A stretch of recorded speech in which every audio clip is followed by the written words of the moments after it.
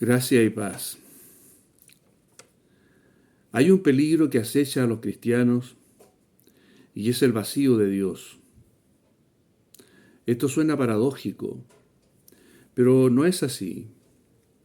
Cuando un cristiano se siente vacío, buscará encontrar en el mundo, en los placeres, en el dinero, en la fama, en el éxito, aquello que le falta para llenar ese vacío. Y buscará experiencias gratificantes para su alma. Recordemos que el Señor Jesús le dijo a la mujer samaritana en Juan 4:14, mas el que bebiere del agua que yo le daré, no tendrá sed jamás, sino que el agua que yo le daré será en él una fuente de agua que salte para vida eterna. Noten no tendrá sed jamás. ¿Y cómo es que el cristiano, después de beber de esta agua, vuelve a tener sed? Se supone que eso no debería ocurrir. Sin embargo, ocurre. Aquella mujer había estado buscando en el amor humano la satisfacción de su alma. Pero cuando el Señor le ofrece el agua viva, entonces queda al descubierto su necesidad, su carencia. Cristo ofrece saciar completamente la sed del hombre. Pero en la práctica no es así, al menos no ocurre así en la mayoría de los cristianos. ¿Dónde está el problema? Si nosotros miramos a nuestro alrededor, vamos a ver cristianos tratando de saciar su sed de distintas maneras. ¿Cómo llenar el vacío de Dios en el fondo? Y es lamentable, porque da la impresión o de que Dios no es suficiente, o de que las promesas del Señor no son verdaderas. Creo que todos nosotros, sin diferencias, hemos caído más de alguna vez en este pozo, y cuando caemos en él no es fácil salir.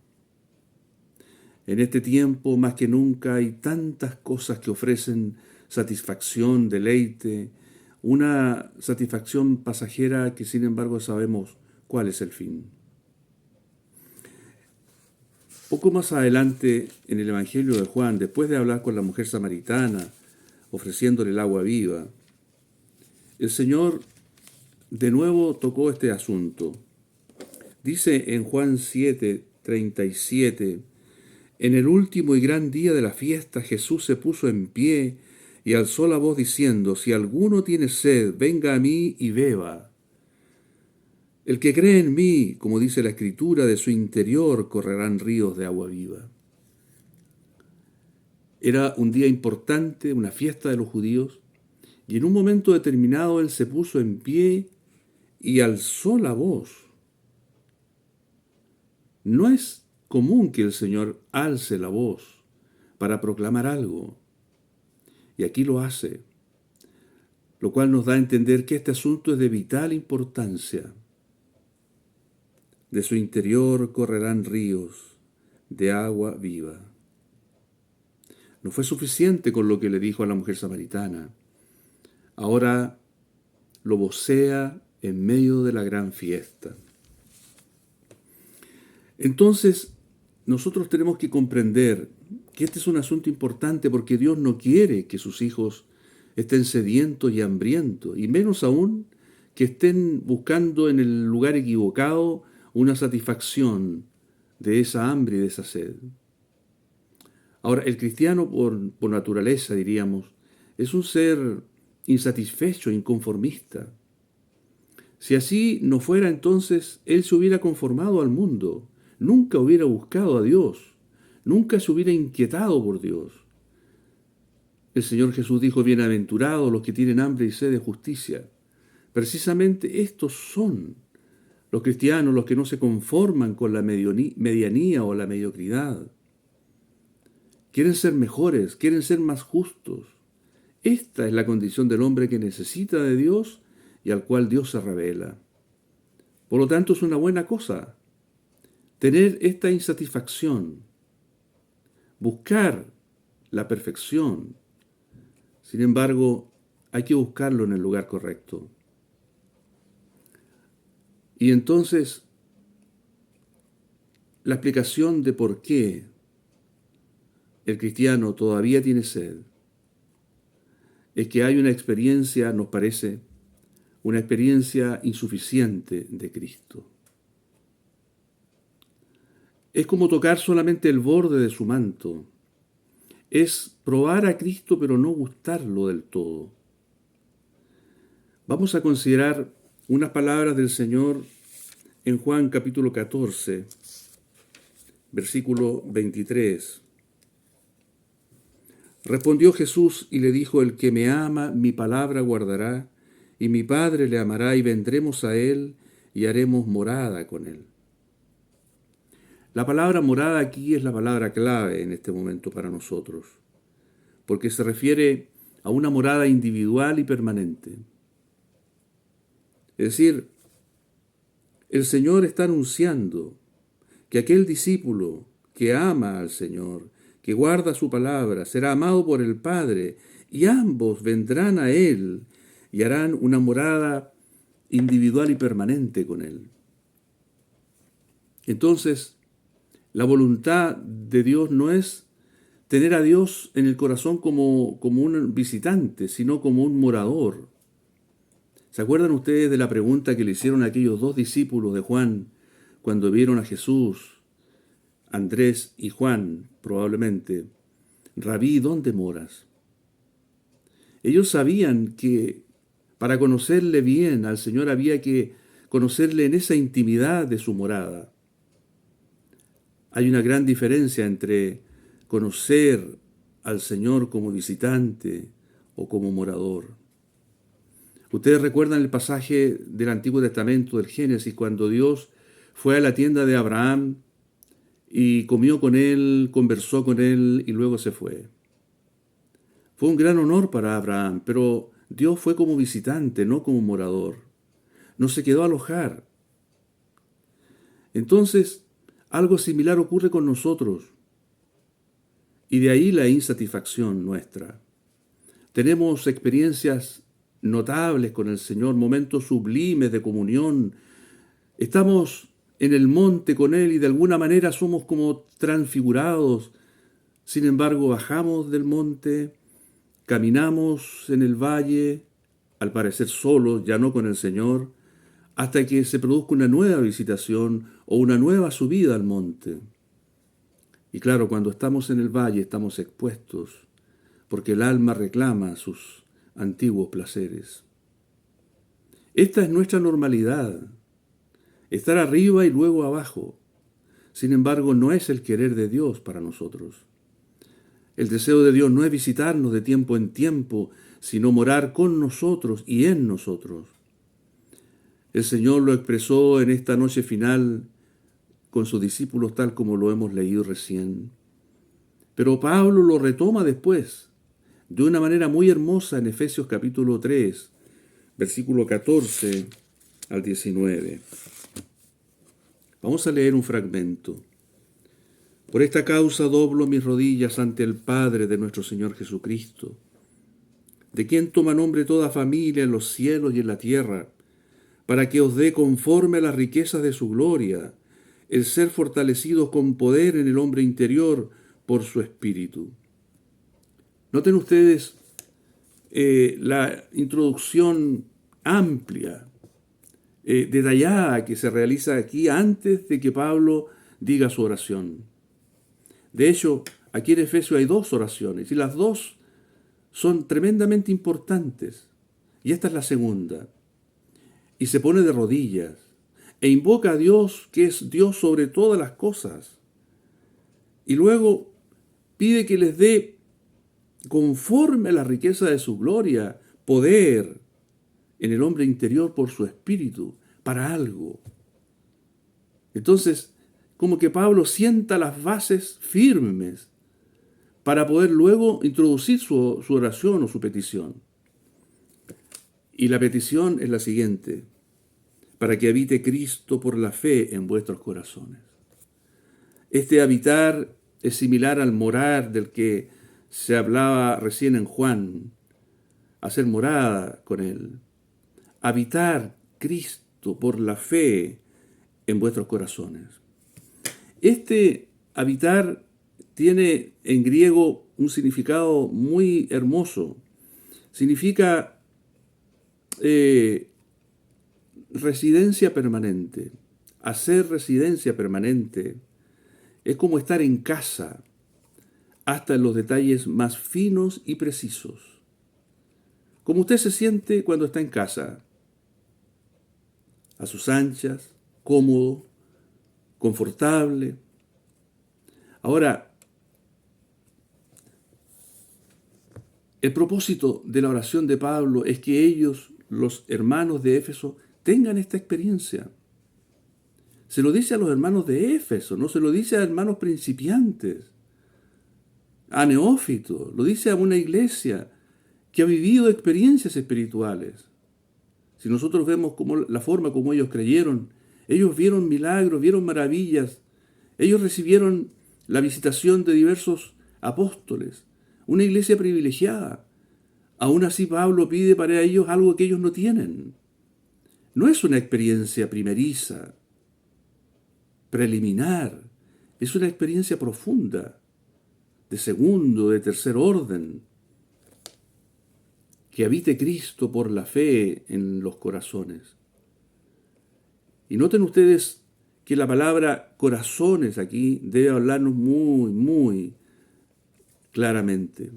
No dice para que habite Cristo en vuestro espíritu o en el alma, dice en vuestros corazones.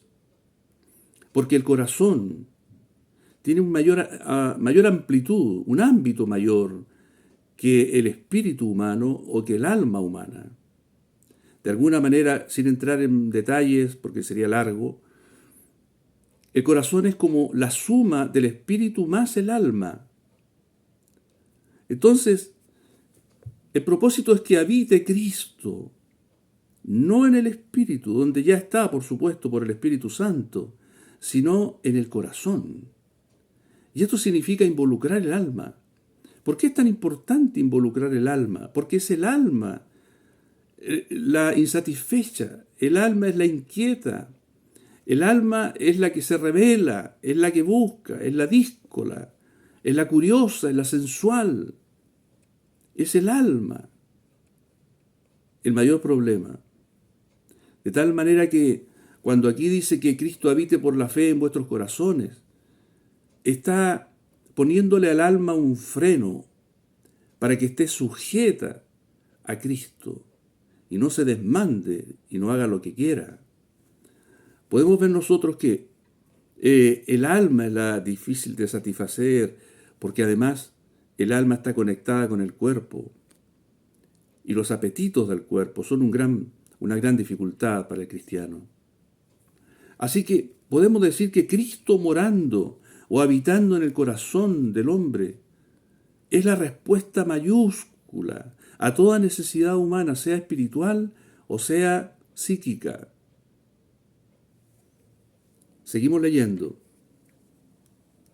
A fin de que, arraigados y cimentados en amor, seáis plenamente capaces de comprender con todos los santos cuál sea la anchura, la longitud, la profundidad y la altura, y de conocer el amor de Cristo que excede a todo conocimiento.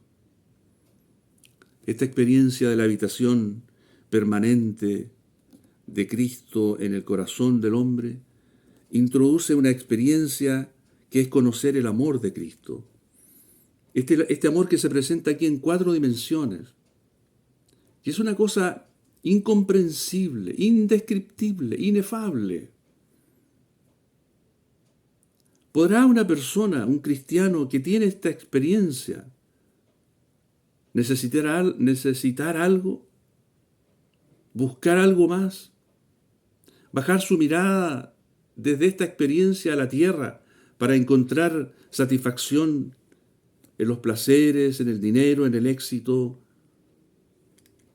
Dice que excede a todo conocimiento para que seáis llenos de toda la plenitud de Dios. La plenitud de Dios. ¿Podremos nosotros dimensionar lo que significa la plenitud de Dios. Aquí entonces, arraigados y cimentados en amor, dice, conocer con todos los santos la experiencia de la iglesia, con otros santos, es importante. Las más profundas experiencias espirituales son compartidas con otros.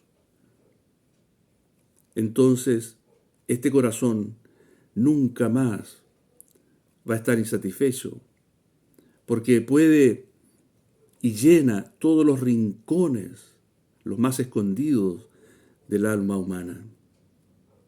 Entonces, de esta manera, la experiencia del cristiano ya no estará con este círculo vicioso de las cimas y los valles, las hondonadas, sino que será como un río abundante y calmo que fluye, tal como cantamos, la paz como un río. Entonces reiteramos, ¿cuál es la causa del afán por la fama, por el dinero, por la honra en un hijo de Dios? Es el vacío de Dios. Es una experiencia insuficiente de Cristo. Es tener a Dios como visitante y no como morador. Es Dios viniendo a nosotros en ciertas fechas, en ciertos eventos, en un retiro espiritual, en una jornada de ayuno y oración, en un evento multitudinario, pero nada más.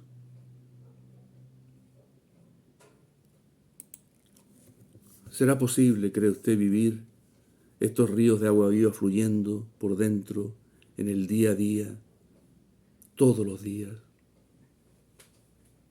¿Creeremos la palabra del Señor? ¿O es que el Señor Jesús dijo una mentira? No podemos decir eso. Tiene que ser real, es real. Tiene que ser real. Bajar del monte y bajar con Él. Y trabajar con Él. Y estar en la casa y estar con Él. Y que esos ríos no dejen de fluir. Y que ese gozo no pare nunca. Y que aún en la dificultad, en el dolor, en la angustia, hay esa presencia adentro que nos sostiene, que nos guarda, que nos levanta. Ahora bien, el reverso de esta experiencia,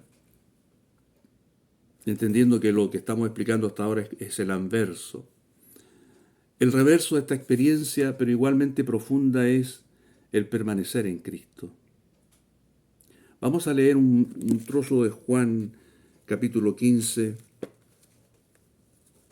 versículo 4 en adelante. Dice así: permaneced en mí y yo en vosotros. Como el pámpano no puede llevar fruto por sí mismo si no permanece en la vid, así tampoco vosotros si no permanecéis en mí. Yo soy la vid, vosotros los pámpanos. El que permanece en mí y yo en él, éste lleva mucho fruto, porque separados de mí nada podéis hacer. Si permanecéis en mí y mis palabras permanecen en vosotros, pedid todo lo que queréis y os será hecho. En esto he glorificado a mi Padre, en que llevéis mucho fruto y seáis así mis discípulos. Como el Padre me ha amado, así también yo os he amado. Permaneced en mi amor.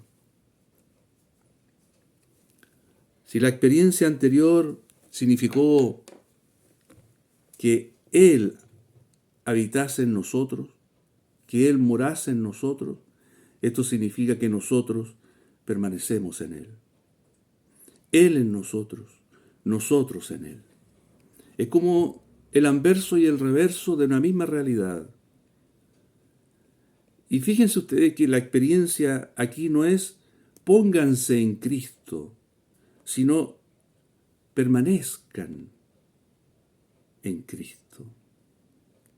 No es que nosotros, mediante algún esfuerzo supremo, alguna serie de eventos de justicia, de unas búsquedas y de ciertos méritos, lleguemos a estar en Cristo, sino que permaneced en mí dijo el Señor. Significa que ya estamos en Él. ¿Cuándo llegamos a estar en Él? ¿Quién nos puso en Él? Acuérdense de ese versículo de 1 Corintios 1, 31 me parece, que dice, mas por Él, el 30, mas por Él estáis vosotros en Cristo Jesús. Estáis, y ese estáis no es estaréis o estuvisteis, es estáis, que es presente, un presente continuo, inalterable, estáis ahora en Cristo Jesús, el cual nos ha sido hecho por Dios sabiduría, justificación, santificación y redención, para que, como está escrito, el que se gloría, gloríes en el Señor. Entonces, es una realidad espiritual inobjetable. Estamos en Cristo y el llamado es a permanecer en Él. Y yo en vosotros, dice el Señor. Entonces, es como condicional. Nosotros permanecemos en Él y Él permanece en nosotros. Tomamos la iniciativa en este aspecto. Hay algo que nosotros tenemos que hacer, no movernos, permanecer, disfrutar la posición. Entonces, son como dos aspectos de una misma realidad. Ambas experiencias, Él en nosotros, nosotros en Él, son tan gratificantes y tan suficientes que no hay lugar para la sed ni para el hambre. Ahora, esto Pablo lo vuelve a tocar en Colosenses. Mire, es precioso, veamos.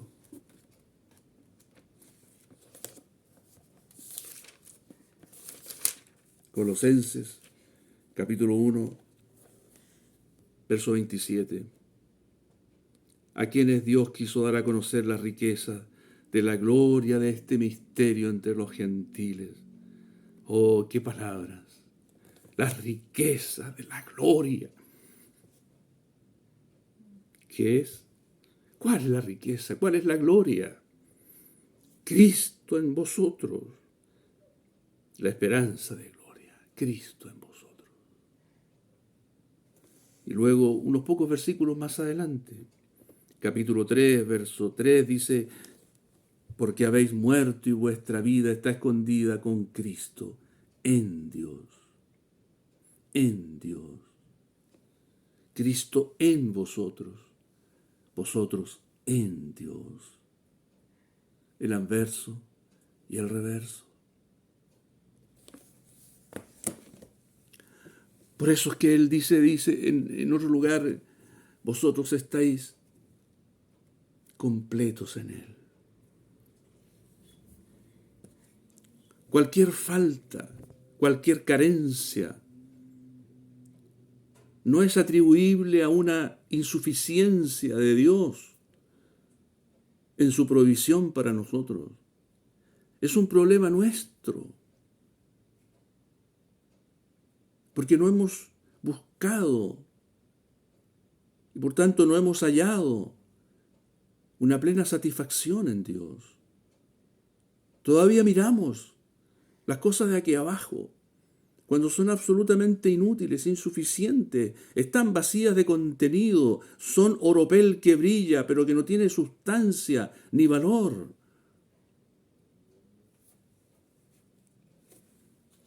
Amados hermanos, queridos discípulos de Cristo, aquí tenemos un desafío para hoy.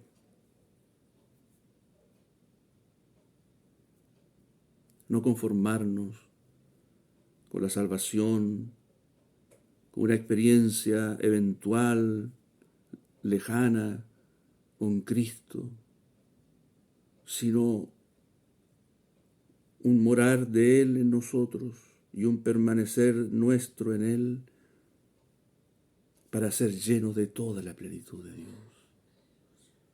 No más hambre, no más sed, no más insatisfacciones, no más búsqueda en lugares que no ofrecen la solución. Y entonces podremos decir como el salmista, qué hermosas palabras. Jehová es la porción de mi herencia y de mi copa. Él es nuestra porción. Él llena todo. Tú sustentas mi suerte. Las cuerdas me cayeron en lugares deleitosos y es hermosa la heredad que me ha tocado. Lugares deleitosos. Hermosa la heredad. Cristo. Cristo pleno, no una parte. No un pequeño río, un riachuelo que fluye, sino esa fuente de agua que salta para vida eterna. Esos ríos que fluirán del interior, como dice el Salmo 73, versículo 25. ¿A quién? Y esto es el sum de toda experiencia cristiana, de toda satisfacción en Dios. ¿A quién tengo yo en los cielos sino a ti? Y fuera de ti nada deseo en la tierra. ¿A quién tengo yo en los cielos sino a ti? Y fuera de ti nada deseo en la tierra. Que el Señor nos ayude para llegar a este punto, a no desear nada aquí, porque estamos plenos en Dios, completos en Cristo. Oremos. Padre, te damos gracias por la tremenda provisión que nos has dado en Cristo. Oh, perdónanos por buscar satisfacción donde no debimos. Cuántas caídas y fracasos provocó esa búsqueda incesante, frenética y estéril. Oh, permítenos tener los ojos abiertos para ver las profundas riquezas que hay en tu Hijo.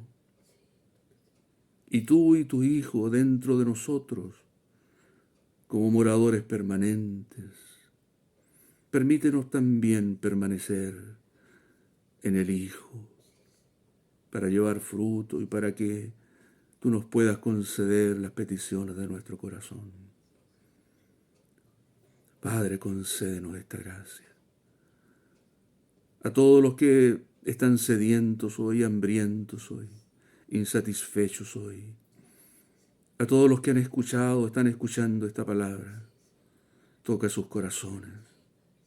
Toca sus corazones, abre los ojos del entendimiento. Promuévelos, Señor. Promuévenos a todos. En el nombre de Jesús. Amén.